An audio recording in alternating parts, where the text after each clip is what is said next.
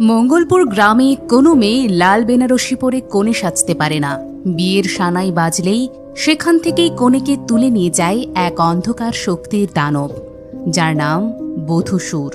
বছরের পর বছর ধরে চলতে থাকা এই ভয়ের রাজত্বে হঠাৎ করে লন্ডন থেকে ফিরে আসে অর্জুন এবং তার বোন মীরা। এই মঙ্গলপুরে তাদের দাদা তাদের জন্যই রেখে গেছেন 500 কোটি টাকার এক বিশাল রাজপ্রাসাদ। অর্জুন সেই রাজপ্রাসাদেই তার বোনের বিয়ের আয়োজন করতে থাকলে ভয়ঙ্কর এক ইতিহাস সামনে চলে আসে, যা কিনা এই রাজপ্রাসাদকে ঘিরে। এতক্ষণ নিশ্চয়ই বুঝে গিয়েছেন কোন মুভির এক্সপ্লেনেশন নিয়ে আমরা চলে এসেছি। তাহলে আর কথা না বাড়িয়ে এই মুভির এক্সপ্লেনেশন শুরু করা যাক। তবে শুরু করার আগে একটা কথা, মুভিটি এখনো কোনো সাইটে অ্যাভেলেবল নয়, এজন্য ট্রেলার কাট দিয়ে আমরা এক্সপ্লেন করছি। এজন্য একই সিন বারবার আসতে পারে। আশা করি ব্যাপারটাকে অ্যাপ্রিসিয়েট করবেন। গল্প শুরু হয় একটা ঝড় বৃষ্টিমুখর রাত দিয়ে, যেখানে 4 জন তরুণ দিল্লি থেকে মঙ্গলপুর স্টেশনে যাওয়ার জন্য রাত 1টার প্যাসেঞ্জার ট্রেন ধরতে এসেছিল, কারণ তাদের বন্ধুর বিয়ে ছিল। কিন্তু স্টেশন মাস্টারের কাছে খোঁজ নিয়ে তারা জানতে পারে বৃষ্টির কারণে ট্রেন লেট, আর তাই তারা স্টেশনে বসে থাকা এক বাবার আগুনের কুণ্ডলির কাছে গিয়ে বসে তারা শরীর গরম করে নেয়, কারণ সেখানে বেশ শীত ছিল। সেই বাবা এবার তাদের মঙ্গলপুরের একটা গল্প শোনান।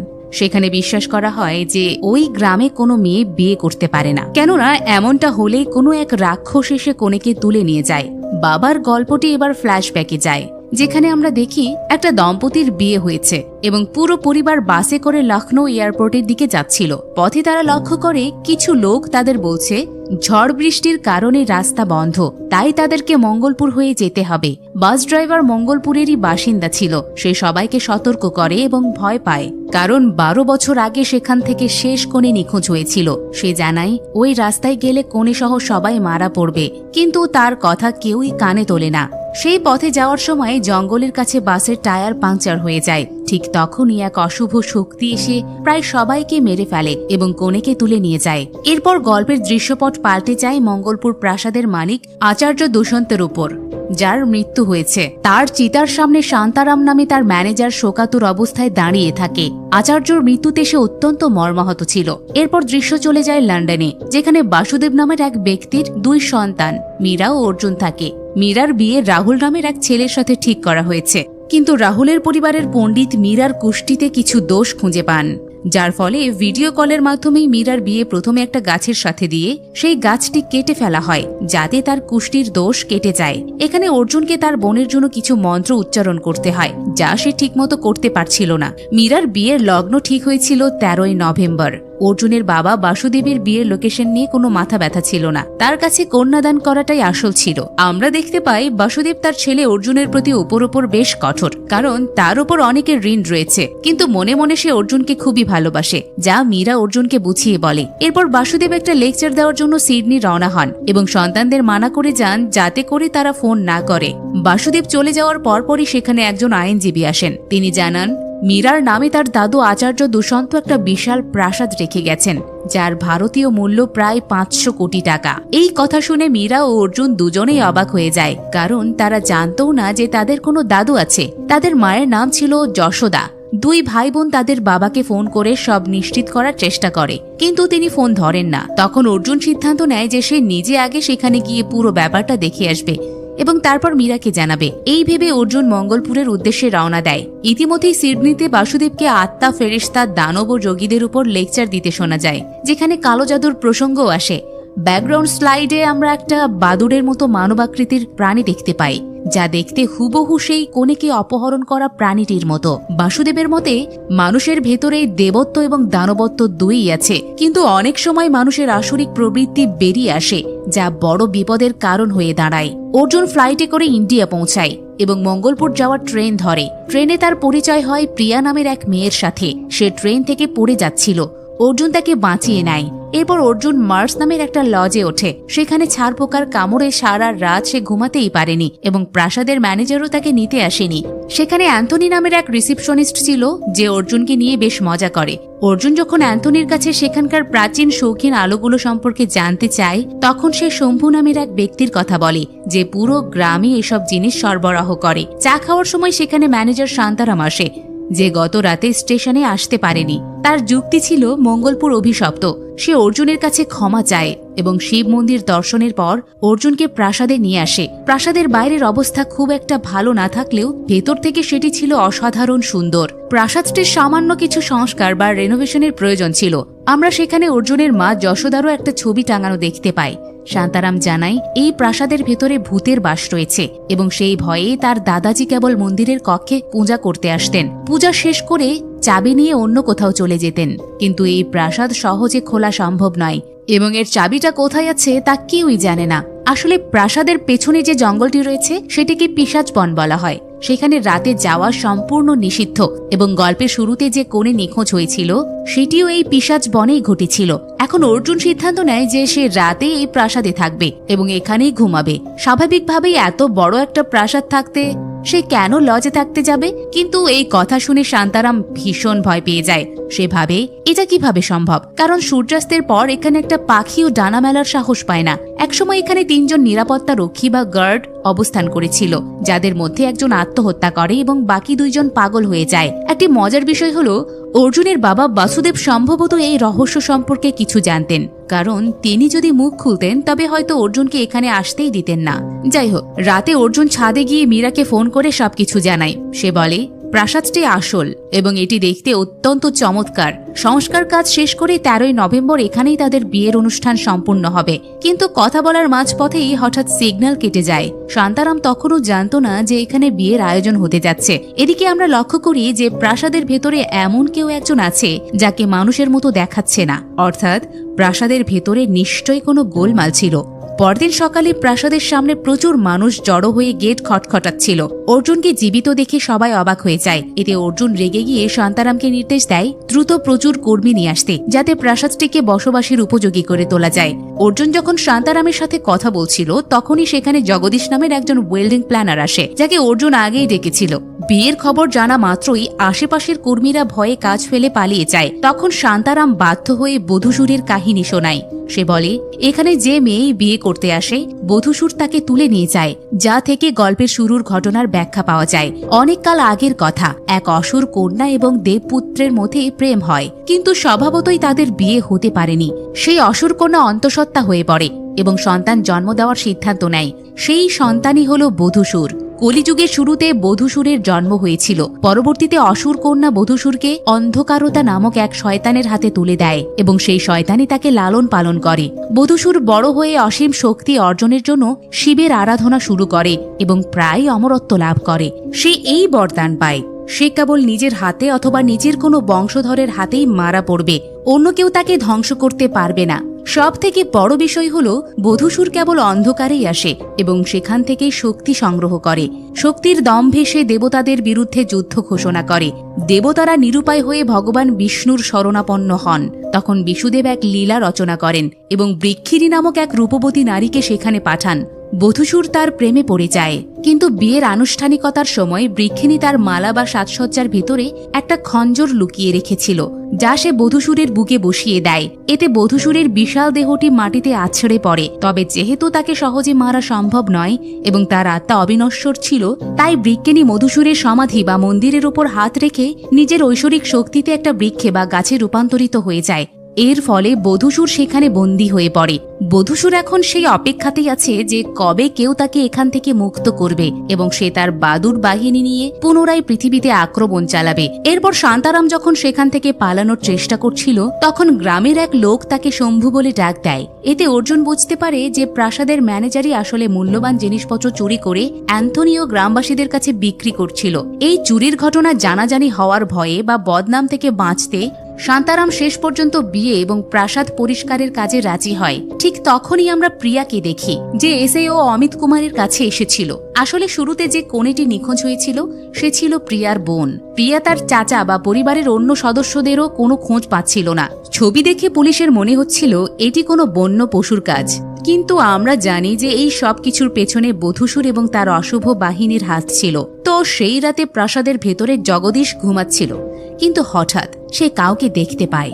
অর্জুনও সেই শোরগোল শুনে জেগে ওঠে। পরে দেখা যায় সে আসলে কোনো বধূসুর নয়, বরং জগদীশের ভাগ্নে সুন্দর ওরফে বাল্লি, যে একজন ইলেকট্রিশিয়ান। প্রাসাদের ভেতরে বিদ্যুতের সমস্যা ছিল, তাই তাকে ডাকা হয়েছিল।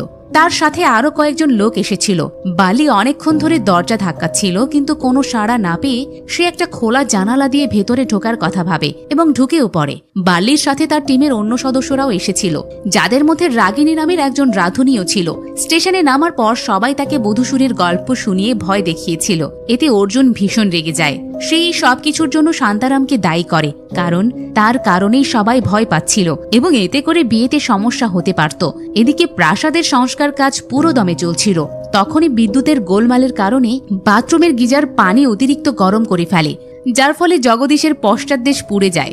অর্জুন যখন গিজার বন্ধ করতে যায়, তখন খোলা তার এবং মেঝেতে জল থাকার কারণে সে বিদ্যুৎ স্পৃষ্ট হয়।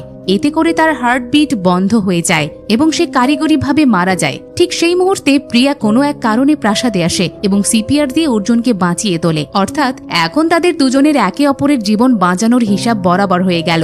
প্রিয়া জানায় সে একজন লেখক যে প্রাচীন মন্দিরের উপরে বই লিখছে। তার বইতে বধূসুরের মন্দিরেরও উল্লেখ থাকবে। যদিও সেই মন্দির কখনো কেউ দেখেনি, তবে লোককথা অনুযায়ী তার অস্তিত্ব আছে। প্রিয়াকে সেদিন সন্ধ্যা 7টায় বাসে করে সীতাপুর যেতে হতো, তাই অর্জুন নিজে তাকে বাস স্টপে ছেড়ে দিয়ে আসে এবং 13 তারিখে এই প্রাসাদেই তার বোন মীরার বিয়ের নিমন্ত্রণ জানায়, যাতে প্রিয়া রাজি হয়।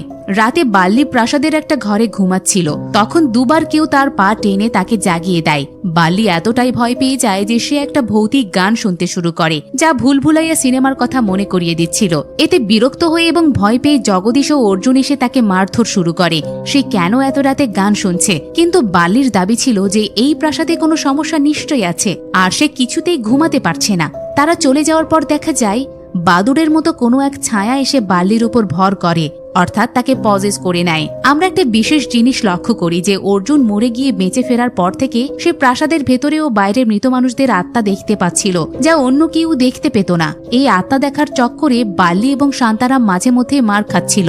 এই কারণে শান্তারাম সেখান থেকে চলে যায়। এই পর্যায়ে কমেডি এবং জোকসগুলো খুব সুন্দরভাবে উপস্থাপিত হয়েছে। যদিও কিছু পুরনো জোকস ছিল, তবুও সেগুলো দর্শকদের হাসাতে সফল হয়। জোকসগুলো ঠিক আগের মতো করে সাজানো হয়েছিল। একদিন রাগিনী কৃষ্ণ ঠাকুরের মূর্তি পরিষ্কার ছিল।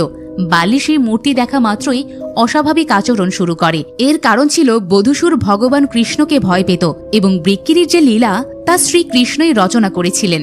বালি সেখান থেকে সবাইকে সরে যেতে বলছিল, কিন্তু অর্জুনের মনে হয় সে রাগিনীকে অশালীন ইঙ্গিত দিচ্ছে, তাই সে তাকে আবারও মারধর করে। জগদীশও এই বিষয় নিয়ে বেশ বিরক্ত ছিল, কিন্তু বালিকে কাছ থেকে দূর করা সম্ভব ছিল না, কারণ সে প্রাসাদের সমস্ত ওয়ারিং এর বিষয়ে জানত। এখান থেকে বোঝা যায় যে বধূসুর ঈশ্বরকে কতটা ভয় পায়। অর্জুন বাজারের দিকে প্রিয়াকে দেখতে পায়, যে হঠাৎ করে শাড়ি পরে এসেছিল। প্রিয়া অবাক হয়ে যায় যে এত ভিড়ের মধ্যে অর্জুন তাকে কিভাবে চিনল, তবে সে খুশিও হয়। প্রিয়া বলে বধূসুরের মন্দিরের গল্প হয়তো ভুল, কারণ সে কোনো মন্দির খুঁজে পায়নি। তবে তারা দুজন খুব শীঘ্রই আবারও দেখা করার পরিকল্পনা করে। এদিকে রাতে বাল্লি পজেসড অবস্থায় হঠাৎ রাগিনীর ঘরের দিকে উঁকি দিতে শুরু করে। আসলে সে বধূসুরের সামনে মাথা নত করছিল এবং বলছিল সে তার জন্য যা কিছু করতে পারে। এই শব্দ শুনে অর্জুন জগদীশকে ডেকে আনে এবং দেখায় যে বাল্লি রাগিনীর সাথে কেমন খারাপ আচরণ করছে, কিন্তু বাল্লি আসলে বধূসুরের নির্দেশেই চলছিল। অর্জুন জঙ্গলের রাস্তায় একজন মৃত মানুষকে দেখতে পায়, যে হঠাৎ অদৃশ্য হয়ে যায়, যা দেখে সে স্তম্ভিত হয়ে পড়ে। বাল্লি পজেস্ট অবস্থায় জঙ্গলের এক গোপন জায়গায় যায়। সেখানে সে অর্জুন আর জগদীশকে বৃক্কিনী গাছ এবং বধূসুর মন্দিরের কলস দেখায়, অর্থাৎ শীর্ষ স্থান যেটা। এইটা দেখে অর্জুন আর জগদীশ স্তব্ধ হয়ে যায়, কারণ এই গল্পটি সত্য ছিল। যদি গল্প মিথ্যে হতো তবে এই গাছ বা কলসের অস্তিত্ব থাকতো না। বৃক্কিনী যে গাছে রূপান্তরিত হয়েছিল তার অবয়ব স্পষ্টভাবে দেখা যাচ্ছিল যে সেটি কোনো এক নারীর ছিল। জঙ্গলটি অনেক গভীর হওয়ায় এর আগে কেউই হয়তো সেখানে যায়নি বা ভয়ে কেউ যেতে চায়নি। বাল্লি বলে বধূসুর আসবে এবং সবার উপর রাজত্ব করবে, কিন্তু হঠাৎ একটা থাপ্পড় খেয়ে বাল্লির হুঁশ ফিরে আসে। ঠিক তখনই একদল বাদুড় তাদের উপর হামলা করে। বাল্লি আর অর্জুন কোনো মতে দৌড়ে প্রাসাদে পৌঁছালেও জগদীশ পেছনে রয়ে যায়। এই সমস্ত ঘটনা দেখে অর্জুন নিজেও চরম বিস্মিত হয়ে পড়ে। পরের দিন সকালে পুলিশ জগদীশকে উদ্ধার করে প্রাসাদে নিয়ে আসে, যাকে ড্রেনে পড়ে থাকতে দেখা গিয়েছিল। ফিরে এসে সে বাল্লিকে মারতে দৌড়ায়, কারণ বাল্লি তাকে একা ফেলে রেখে পালিয়ে এসেছিল। অন্যদিকে অর্জুন শান্তারামকে মারতে যায়, কারণ সে বধূসুরের গল্প শুনিয়ে সবাইকে ভয় দেখাচ্ছিল। সেখানে বেশ হাস্যকর এক পরিস্থিতির সৃষ্টি হয় এবং আমরা জানতে পারি যে জগদীশ আসলে পরচুলা বা উইগ পরে। তার মাথায় আসলে চুল নেই। চুল ছাড়া জগদীশকে দেখে অর্জুন তাকে চিনতেই পারছিল না। অবশেষে অর্জুন প্রিয়ার দেখা পায়, যার পোশাক হুট করেই বদলে গিয়েছিল। তাদের মধ্যে প্রেমের সম্পর্ক গড়ে ওঠে এবং অর্জুন এইসব মুহূর্ত তার ওয়েব ক্যামে রেকর্ড করে রাখছিল। এরপর অর্জুন প্রিয়াকে সেই রহস্যময় বৃক্ষিনী গাছ এবং বধূসুর মন্দিরের কলস দেখাতে নিয়ে যায়। গাছের রাস্তার সামনে পৌঁছাতেই তারা অদ্ভুত কিছু লক্ষ্য করে। হঠাৎ এক ঝাঁক বাদুড় তাদের উপর আক্রমণ করতে তেড়ে আসে। অর্জুন অবাক হয়ে বলে, বাদুড়রা দিনের বেলা অন্তত এমন আচরণ করে না। দেখা যায় আকাশ অন্ধকার হয়ে গেছে এবং বাদুড়গুলো গোল হয়ে আকাশে উঠছে, যেন তারা সূর্যকে ঢেকে দিতে চাইছে। প্রিয়া অর্জুনকে সেখান থেকে পালানোর জন্য তাগাদা দেয়, কারণ বধূসুর আসছে। তাকে বাঁচতে হলে আলোতে যেতে হবে, কারণ বধূসুর আলো সহ্য করতে পারে না। ঠিক তখনই আমরা ভয়ানক বধূসুরকে দেখতে পাই। তবে তাকে দেখে মনে হচ্ছিল এটি কোনো মানুষ, যার শরীরে বধূসুর ভর করেছে, কারণ লোককথা অনুযায়ী আসল অসুরের শরীর ছিল বিশালাকার আর একে দেখতে বেশ ছোটখাটো লাগছিল। অর্থাৎ গল্পটি বেশ জটিল দিকে মোড় নিচ্ছিল। এরই মধ্যে আমরা জানতে পারি যে জগদীশ আসলে অর্জুনকে ঠকাচ্ছিল। সে সস্তায় কাজ করিয়ে অর্জুনের কাছে 10 গুণ বেশি বিল পাঠাতো, কারণ অর্জুন ছিল বিশাল বড় প্রাসাদের মালিক। ঠিক সেই সময় অর্জুনের বাবা বাসুদেব তাকে ফোন করে প্রচণ্ড বকাঝকা শুরু করেন। তিনি জানতে চান অর্জুন কেন ওই প্রাসাদে গেল, কারণ মঙ্গলপুর গ্রামটি অভিশপ্ত। অর্থাৎ বাবা সবকিছুই জানতেন, কিন্তু সময় মতো ফোন করলে হয়তো সব সমস্যা এড়ানো যেত। যাই হোক, সেখানে বিয়ে হতে চলেছে শুনে তিনি খুবই রেগে যান এবং সাফ জানিয়ে দেন এই বিয়েটা সেখানে হবে না এবং মীরা সেখানে যাবে না। কিন্তু মীরা ততক্ষণে রাহুল ও তার পরিবারের সাথে মঙ্গলপুরের উদ্দেশ্যে রওনা হয়ে গিয়েছিল। নিজের সন্তানদের, বিশেষ করে মীরাকে বাঁচাতে বাসুদেব নিজেও সেখানে যাওয়ার জন্য বের হন, কারণ আমরা জানি বিয়ের পর কনেদের সাথে সেখানে কি ভয়ানক ঘটনা ঘটে। বাসুদেব অর্জুনকে নির্দেশ দেন এখনই গঙ্গা পার হয়ে গঙ্গাপুর যেতে এবং সেখানে গুরু গোপাল দাস আশ্রমের প্রধান পুরোহিতের সাথে দেখা করতে। পুরোহিত অনুমতি দিলেই কেবল এই বিয়ে হতে পারে। অর্জুন পুরোহিতের সাথে দেখা করলে তিনি জানান যে বধূসুর কোনো কাল্পনিক গল্প নয় এবং এক ভয়াবহ সত্য। তিনি বলেন একটা শয়তানি গোষ্ঠী বধূসুরকে ফিরিয়ে আনতে চায়। 13 জন কুমারী কনেকে বলি দিয়ে বধূসুর পুনরায় জীবন ফিরে পাবে। অর্থাৎ এমন কনে যাদের বিয়ে হয়েছে কিন্তু সংসার শুরুই হয়নি, বধূসুর বিয়ের পরেই তাদের তুলে নিয়ে যেত। এখন বোঝা গেল যে সেই নিখোঁজ কনেদের ভাগ্যে আসলে কি ঘটত। তারা কেউই বেঁচে থাকতো না। বৃক্কিনীর সাথে প্রেমে যে আঘাত বধূসুর পেয়েছিল, সেই শক্তিকে ব্যবহার করেই সে পুনরুজ্জীবিত হতে চায়। সে অমর ঠিকই, কিন্তু তার শরীর ফিরে পেতে এই বলি প্রয়োজন। অর্জুনের পরিবার অর্থাৎ রাজা পৃথ্বীরাজের বংশের ওপর দায়িত্ব ছিল মন্ত্রের শক্তিতে এই অসুরকে আটকে রাখা। অর্জুনের ঠাকুরদা দুষ্যন্ত দীর্ঘকাল ধরে এটাই করে আসছিলেন। পুরোহিত জানান দুষ্যন্তের মতানুসারে বিয়ে হওয়া সম্ভব ছিল, কারণ পুনর্জীবিত হওয়ার বিষয়টি হয়তো শুধুই গল্প। কিন্তু যদি তা গল্পই হবে, তবে কনেরা কেন উধাও হচ্ছে? এই রহস্য ভেদ করতে পুরোহিত তার সহকারী পণ্ডিত রামমোহনকে প্রাসাদে পাঠান। তিনি দেখতে চান প্রাসাদের ভেতরে কোনো অশুভ শক্তি আছে কিনা। পণ্ডিত যখন পবিত্র মাটি নিয়ে প্রাসাদে প্রবেশ করেন এবং অশুভ শক্তি খুঁজছিলেন, তখন পূজার ঘরের দরজার ফুটো দিয়ে তাকাতেই এক অদৃশ্য অশুভ শক্তি তাকে ছিটকে দূরে ফেলে দেয়। বোঝা যায় সেখানে এমন কিছু আছে যার ভয়ে এই ঘর কখনো খোলা হয়নি। পণ্ডিত খুবই ঘাবড়ে যান এবং সন্ধ্যা হওয়ার আগেই সেখান থেকে ফিরতে চান, যাতে পুরোহিতকে নিয়ে আসা যায়। তিনি নির্দেশ দেন পূজার ঘর সহ পুরো প্রাসাদে যেন প্রদীপ জ্বালিয়ে রাখা হয়, কারণ বধূসুর আলো বা পবিত্র আগুনের কাছে আসতে পারে না। সবাই সেইটাই করতে শুরু করে। পুরো পরিস্থিতি দেখে অর্জুন নিজেও খুবই ভয় পেয়ে যায় এবং সে নিজে পণ্ডিতকে পৌঁছে দিতে রওনা হয়। কিন্তু তখনই আমরা দেখি এক ব্যক্তি নিজের শক্তি দিয়ে সূর্যকে ঢেকে দিচ্ছে, যা নিশ্চিতভাবে বধূসুরের শক্তি ছিল। অন্ধকার হয়ে যাওয়ার ফলে বধূসুরের মায়াবী ক্ষমতায় অর্জুনের গাড়ির সামনে একটা গাছ ভেঙে পড়ে, কারণ এই অশুভ শক্তি চাইছিল না যে এই খবর পুরোহিত মশাই পর্যন্ত পৌঁছাক। এখন তাদের বাঁচার একটাই রাস্তা ছিল, আর তা হলো সেই মন্দির, শিবের সেই মন্দির যেখানে অর্জুন প্রথমবার মাথা ঠুকিয়ে প্রণাম করেছিল। তারা দুজনেই এখন সেদিকে দৌড়ে পালায়, কিন্তু তখনই একটা লোহার ত্রিপল এসে সজোরে পণ্ডিতের গলায় লাগে এবং তার গলা কেটে যায়। অর্জুন মন্দিরের কাছে বাবার মূর্তির কাছে থাকায় বেঁচে যায়, কিন্তু পণ্ডিতজি নিজেকে বাঁচাতে পারেননি। এরপর অর্জুন পুলিশের সাথে রাজপ্রাসাদে পৌঁছায়, যেখানে আশ্রমে পণ্ডিতজির মৃত্যুর খবর আগে পৌঁছে গিয়েছিল। অর্জুন ভীষণ আতঙ্কিত ছিল, তবে পুলিশ মনে করছিল যে খারাপ আবহাওয়ার কারণেই এমন দুর্ঘটনা ঘটেছে, যা এলাকায় খুব সাধারণ ব্যাপার। প্রাসাদের ভেতর ঢোকার সাথে সাথেই সব প্রদীপ নিভে যায় এবং অর্জুন একটা হাতুড়ি নিয়ে পূজার ঘরটি ভাঙার চেষ্টা করে, কিন্তু তখনই সেখানে বধূসুর আবির্ভূত হয় এবং অন্ধকারের সুযোগ নিয়ে অর্জুনের ওপর বারবার আক্রমণ করতে থাকে। অর্জুন কখনো নোকিয়া ফোনের আলো দিয়ে আবার কখনো ফ্রিজের আলো ব্যবহার করে নিজেকে বাঁচানোর চেষ্টা করে। এক পর্যায়ে প্রাসাদের বাইরে বধূসুর তাকে প্রায় মেরেই ফেলত, কিন্তু জিমের ভেতরে গাড়ির চাবি থাকায় সে রিমোট দিয়ে গাড়ির লাইট জ্বালিয়ে দেয় এবং সেই আলোতে বেঁচে ফেরে। অর্জুন সারা রাত গাড়ির ভেতরেই ঘুমিয়ে কাটায়। পরের দিন সকালে জগদীশ এসে তাকে জাগিয়ে তোলে। অর্জুনের পিঠে আঁচড়ের গভীর দাগ দেখে সে নিশ্চিত হয় বধূসুর এবং শান্তারামের বলা গল্পগুলো পুরোপুরি সত্যি ছিল। অর্জুন তখন তার বাবাকে ফোন করে, যিনি তখন ট্রেনেই ছিলেন। অর্জুন বলে, বাবা তুমি ঠিকই বলেছ, এই বিয়েটা বাতিল করতে হবে। কিন্তু ঠিক সেই মুহূর্তেই মীরা এবং রাহুল তাদের পরিবার সহ পৌঁছে যায় সেখানে। স্বাভাবিকভাবেই তখন বিয়ে বাতিল করা অসম্ভব ছিল, তাই বিয়ের তোড়জোড় আবারও শুরু হয়। মনে হচ্ছিল যেন সবকিছু একটা সুপরিকল্পিত চাল, যাতে মীরা এখানে এসেই বিয়ে করে। অর্জুনের বাবা ভাবেন যে যদি বিয়ে করতেই হয় তবে গঙ্গা পার হয়ে ওপারে করা যেতে পারে, কারণ সেখানে বধূসুরের শক্তি কাজ করে না। কিন্তু এই পরিকল্পনাও ব্যর্থ হয়, কারণ মীরা ও রাহুলের পরিবারকে এটা বোঝানো অসম্ভব ছিল যে কেন প্রাসাদের ভেতরে বিয়ে করা যাবে না। এরপর অর্জুনের বাবা গঙ্গাপুরে পুরোহিত মশাইয়ের সাথে দেখা করতে যান এবং অর্জুনও তার সাথে যায়। পুরোহিত মশাই বলেন যে বিয়েতে তো কোনো সমস্যা হওয়ার কথা নয়, কারণ দুষ্যন্তবাবুর উপস্থিতিতে কখনো এমনটা ঘটেনি। তাহলে হঠাৎ করে এসব কেন হচ্ছে? তার সন্দেহ ছিল যে কেউ জেনে শুনে বধূসুরকে জাগিয়ে তুলেছে, কিন্তু মীরার জীবন নিয়ে কেউই ঝুঁকি নিতে চায় না। সিদ্ধান্ত নেওয়া হয় যে মীরার বিয়ে দিনের বেলাতেই সম্পূর্ণ করা হবে, আর সন্ধ্যা হওয়ার আগেই গঙ্গা পার করে তাকে ওপারে নিয়ে যাওয়া হবে। এতে বধূসুর আর ক্ষতি করতে পারবে না। পুরোহিত মশাই নিজেই সেখানে যজ্ঞ ও মন্ত্র উচ্চারণ করে তাদেরকে সুরক্ষিত রাখার চেষ্টা করবেন।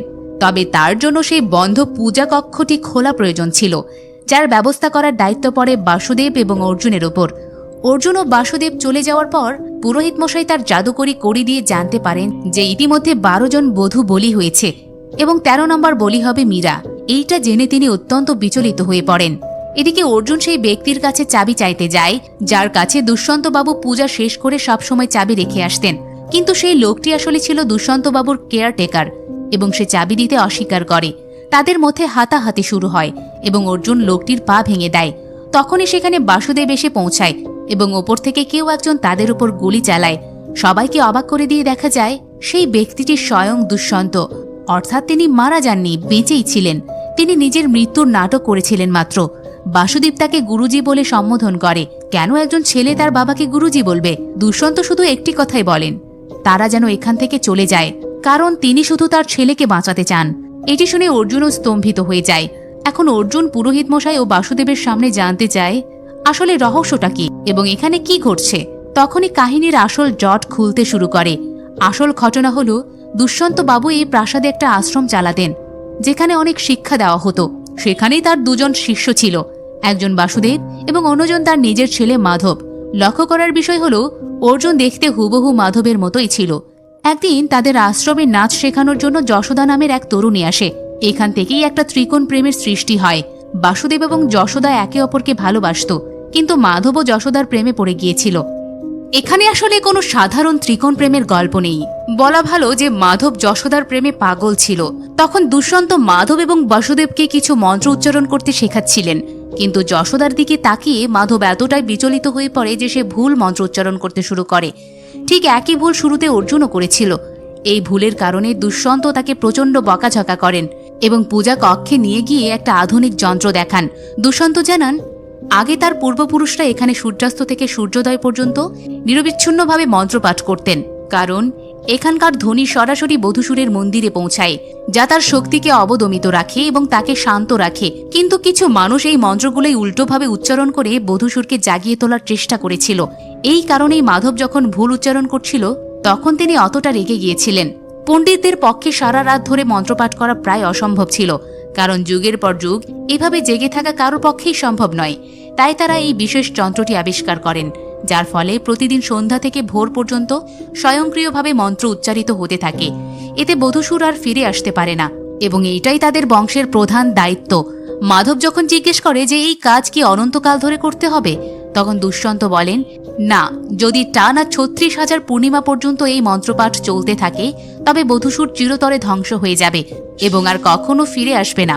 অর্থাৎ প্রায় 3000 বছর এই নিয়ম মেনে চলতে হবে। আরও একটা বিষয় হলো, যদি কেউ বধূসুরকে জাগিয়ে তোলে তবে সে সেই ব্যক্তির সব ইচ্ছা পূরণ করবে ঠিকই, কিন্তু বিনিময়ে ওই মানুষটি চিরদিনের জন্য বধূসুরের দাসে পরিণত হবে। তাই এই প্রথা ভাঙা বা ভুল মন্ত্র উচ্চারণ করা অত্যন্ত বিপজ্জনক।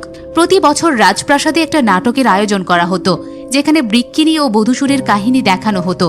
যশোদা সেজেছিলেন বৃক্কিনী আর মাধব হয়েছিলেন বধূসুর। অনুষ্ঠানে নাচ গান চলাকালীন যশোদা হঠাৎ পড়ে যাচ্ছিলেন। ঠিক তখনই গায়ক বাসুদেব তাকে ধরে বাঁচিয়ে নেয়।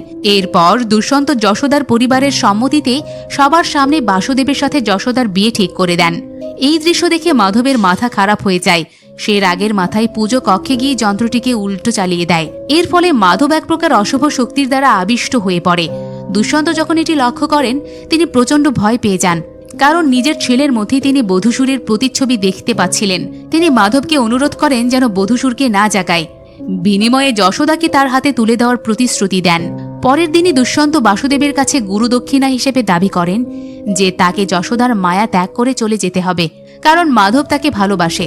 তিনি আরও শর্ত দেন যে এই ত্যাগের কথা যেন কেউই কখনো জানতে না পারে। গুরুকে দেওয়া কথা রাখতে বাসুদেবের বুক ফেটে কান্না এলেও ওই রাতেই মঙ্গলপুর ছেড়ে যাওয়ার সিদ্ধান্ত নেন। যাওয়ার আগে যশোদার চোখে নিজেকে অপরাধী প্রমাণ করতে তিনি বলেন যে তিনি আসলে তাকে কেবল ব্যবহার করেছিলেন এবং এই বিয়েতে তার কোনো বিশ্বাস নেই। যশোদা এতে ভীষণ ভেঙে পড়েন এবং শেষ পর্যন্ত মাধবের সাথেই তার বিয়ে হয়ে যায়। মাধবের ইচ্ছা পূরণ হলেও বিয়ের পর বাসর রাতেই যশোদার ঘুম ভেঙে যায় এবং তিনি দেখেন মাধব ঘরে নেই। পূজা কক্ষে গিয়ে তিনি দেখেন মাধবকে বধূসুর পুরোপুরি গ্রাস করে নিয়েছে। মাধব এখন তার দাসে পরিণত হয়েছে এবং তার চেহারাও বিভৎস হয়ে গেছে। এই ভয়াবহ দৃশ্য দেখে দুষ্যন্ত পুত্র স্নেহে অন্ধ হয়ে বধূসুরকে বলতে থাকেন যে তিনি যে কোনো কিছুর করতে রাজি, শুধু যেন তার ছেলেকে মুক্তি দেওয়া হয়। এই নরকীয় দৃশ্য দেখে যশোদা ভয়ে পালিয়ে গিয়ে বাসুদেবের কাছে আশ্রয় নেন, যিনি তখন গ্রাম ছেড়ে চলে যাচ্ছিলেন। এরপর যশোদা ও বাসুদেব মঙ্গলপুর ছেড়ে পালিয়ে লন্ডনে গিয়ে বসবাস শুরু করেন, যেখানে গিয়ে যশোদা জানতে পারেন যে তিনি গর্ভবতী এবং অর্জুন আসলে মাধব ও যশোদারই সন্তান। সে আসলে বাসুদেবের সন্তান নয়। অন্যদিকে বাসুদেব দুষ্যন্তের নিজের সন্তান নন, বরং মাধবী ছিল আসল উত্তরাধিকারী। অর্থাৎ এই প্রাসাদের প্রকৃত দাবিদার অর্জুন নিজে, মীরা নয়। দুষ্যন্ত জানতেন যে তার ছেলে বধূসুরের কবলে বন্দী।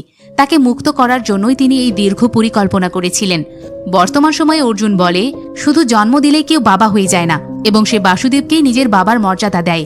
অবশেষে পুরোহিত বলেন, এসবই আসলে দুষ্যন্তের সাজানো নাটক। তিনি নিজের মৃত্যুর ভান করেছিলেন এবং মীরার নামে সম্পত্তি লিখে দিয়ে সবাইকে এখানে ডেকে এনেছিলেন।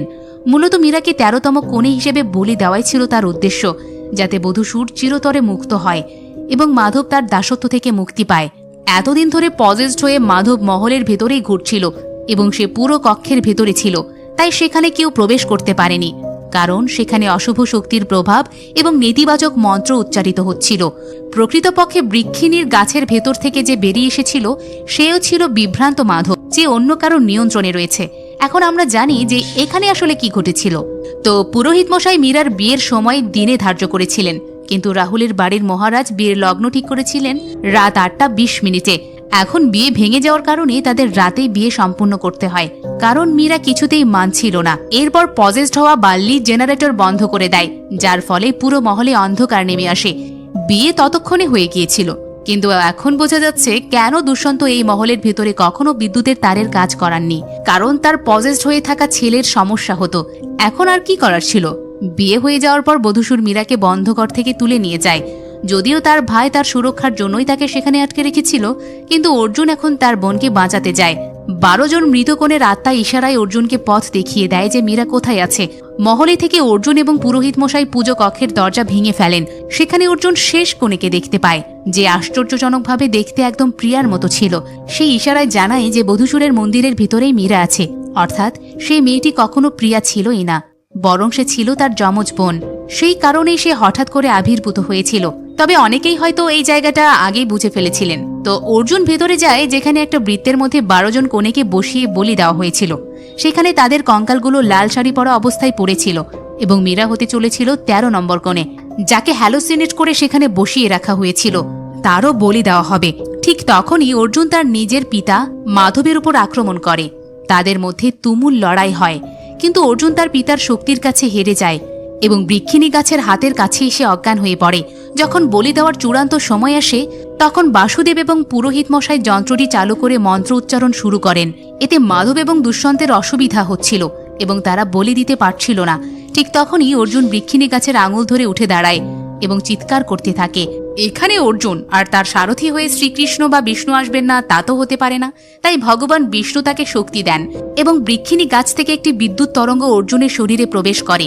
এরপর সে বৃক্ষিণী গাছের আঙুলটি ভেঙে সরাসরি মাধবের শরীরে ঢুকিয়ে দেয়, যাতে মাধব মারা যায় এবং বধূসুরের আছরও শেষ হয়ে যায়। সবচেয়ে বড় কথা হলো, নিশ্চয়ই আপনাদের মনে আছে যে বধূসুরের বরদান ছিল যে কেবল সে নিজে অথবা তার নিজের অংশই তাকে ধ্বংস করতে পারবে। তাই পরোক্ষভাবে অর্জুন ছিল বধূসুরেরই সন্তান। 36,000 পূর্ণিমার মধ্যে মাত্র 2টি বাকি ছিল এবং তার আগেই এই বধ সম্পন্ন হলো। কিন্তু বধূসুরকে জাগানোর জন্য যে যজ্ঞ করা হচ্ছিল তার ফলে তাকে বাইরে আসতে দেখা যায়। সে দেখতে অত্যন্ত ভয়াবহ ছিল এবং সেই ছিল আসল বধূসুর, যে এখন শক্তিহীন হয়ে পড়েছিল, কারণ বলি পূর্ণ হয়নি। তবুও দুষ্যন্ত বলি দেওয়ার চেষ্টা চালিয়ে যায়, কিন্তু অর্জুন তার মাথায় কুঠার দিয়ে আঘাত করে, ফলে সে নিজেই যজ্ঞের আগুনে পড়ে ভস্ম হয়ে যায়। এর ফলে অর্জুন ও মীরা বেঁচে যায় এবং পুরো মন্দিরটি ধসে পড়তে শুরু করে। মূলত এটি ছিল বধূসুরের সমাধি, যা ভেঙে পড়ছিল। এরপর তারা দুজনেই সেই জায়গায় চলে আসে যেখানে পূজা কক্ষ ছিল, কারণ রাস্তাগুলো একে অপরের সাথে যুক্ত ছিল। সেখানে অর্জুনের বাবা মীরাকে অনুরোধ করেন সে যেন এই ঘটনা কাউকে না জানায় এবং এটাকে একটা দুঃস্বপ্ন ভেবে ভুলে যায়। এইভাবে বধূসুরের বিনাশ ঘটে এবং অশুভ শক্তির ওপর শুভ শক্তির জয় আবারও প্রমাণিত হয়। পরদিন মীরার বিদায় অনুষ্ঠান সম্পূর্ণ হয়, কারণ বিয়ে তো আগেই হয়ে গিয়েছিল। কিন্তু অর্জুন রাহুলের পাশের সেই মহারাজকে একাকী একটা জায়গায় নিয়ে গিয়ে উত্তম মধ্যম দিয়ে বোঝায় সবকিছু কোষ্ঠী বা ভাগ্য দিয়ে হয় না, পরিশ্রমও করতে হয়। তবে রাহুল এবং তার বাড়ির লোকজন অনেক বেশি টক্সিক ছিল। এরপরে চমকপ্রদভাবে রাহুল জানতে পারে যে প্রিয়ার তো সেই প্রপোজ এবং গান গাওয়ার বিষয়টি নিয়ে কিছুই মনে নেই। আর সবচাইতে বড় কথা হলো প্রিয়া বিবাহিত, তবে সে রাহুলকে পছন্দ করে। যদি বিয়ে না হতো তবে সে নিশ্চিতভাবে রাহুলকেই বিয়ে করত। এখানে প্রিয়া তার আসল সত্যও প্রকাশ করে। সে বলে এখানে মূলত তার যমজ বোনকে সে খুঁজতে এসেছিল এবং সে কোনো লেখকও নয়, লেখক ছিল তার বোনটা, যাকে কখনো খুঁজে পাওয়া যায়নি, এমনকি তার মৃতদেহও মেলেনি। এখন তো আমরা জানি আসলে তার সাথে কি হয়েছিল। এদিকে অর্জুন অবিশ্বাসের দোলায় দুলতে দুলতে দৌড়ে গিয়ে নিজের ভিডিও রেকর্ডিং চেক করে, যেখানে দেখা যায় সে একাই নাচছিল। অর্থাৎ সে আসলে একটা ভূতের প্রেমে পড়েছিল এবং সম্ভবত চিত্রাও তাকে ভালোবাসত, কারণ চিত্রা বেঁচে থাকতে সেই ভালোবাসার সুখ পায়নি যা সে মারা যাওয়ার পর পেয়েছিল।